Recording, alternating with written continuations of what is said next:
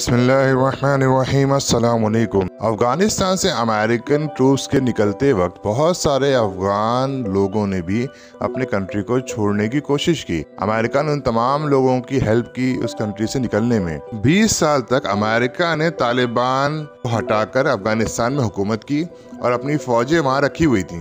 20 साल तक अफ़गानिस्तान के बहुत सारे लोगों ने अमेरिकन ऑक्यूपाइड फोर्सेस की बहुत हेल्प की। नाटो के जो कंट्रीज उसके साथ थे और दूसरे एलाइज के साथ थे, उनकी भी हेल्प बहुत सारे अफ़गानी लोगों ने की। बहुत सारे कामों के लिए अफ़गानिस्तान के बहुत सारे लोगों का इस्तेमाल अमेरिका और उसके अलाइड कंट्रीज करते रहे।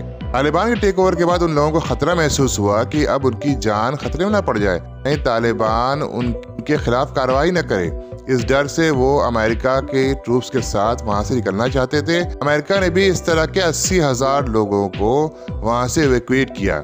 ये दुनिया में बहुत बड़ा इवैक्यूएशन माना जा रहा है। अमेरिका ने जो 1,24,000 लोगों को वहाँ से निकाला, उनमें से 80,000 ऐसे अफगानिस्तान के लोग थे जिन्होंने उनका 20 साल तक साथ दिया। लेकिन अब बड़ा मसला अमेरिका के लिए क्रिएट हो गया। इन लोगों को डायरेक्टली कहाँ ले जाएं? डायरेक्टली उन्हें अमेरिका नहीं ले जा सकते, क्योंकि अमेरिका के अंदर जाने से पहले उनका सिक्योरिटी चेक ज़रूरी था। जल्दबाजी में निकलते वक्त तो उनके सिक्योरिटी चेक नहीं कर पाए, लेकिन अमेरिका में दाखिले से पहले कई जगह पे इन लोगों को रखा गया। जहाँ जहाँ अमेरिका की दुनिया में बेसेस हैं, वहाँ पे इन लोगों को डिटेन करके रखा गया और वहाँ सिक्योरिटी क्लियरेंस इनको दिया जा रहा है। ज़्यादातर लोगों ने तो सिक्योरिटी क्लियरेंस को पास कर लिया है, लेकिन अभी भी बताया जा रहा है कि कई दर्जन ऐसे लोग हैं जिनकी तादाद एग्जैक्टली नहीं बताई गई। बस ये बताया जा रहा है कि कई दर्जन ऐसे लोग हैं जिनको सिक्योरिटी क्लियरेंस नहीं मिल पाया है। अब इन लोगों के लिए बड़ा मसला हो जाएगा।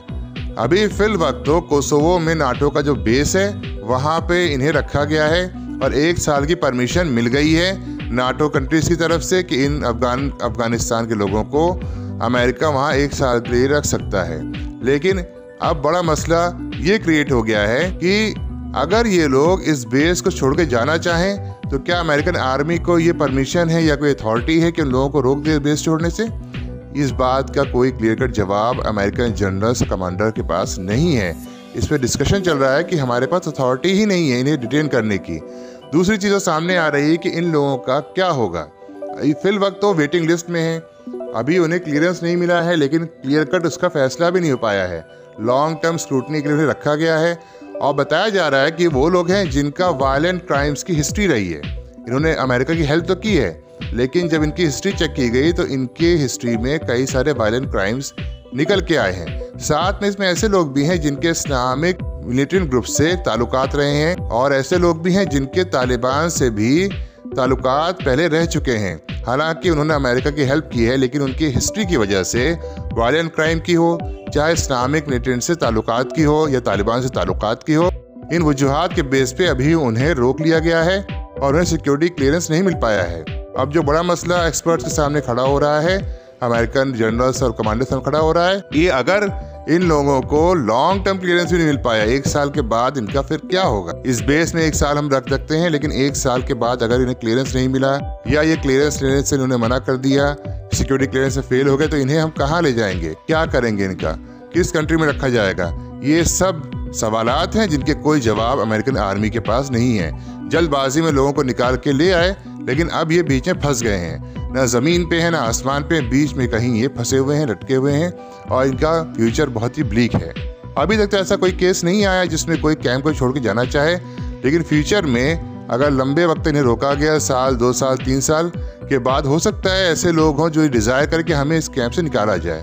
तो अमेरिकन आर्मी के पास कोई अथॉरिटी नहीं है उन्हें डिटेन करने की, और वो अगर बाहर निकल गए तो उनकी जिम्मेदारी कोसोवो में कौन लेगा और कैसे उनको जो है कहाँ डिटेन करेंगे, कहाँ रखा जाएगा? तो इनका फ्यूचर बहुत ब्लीक नजर आ रहा है।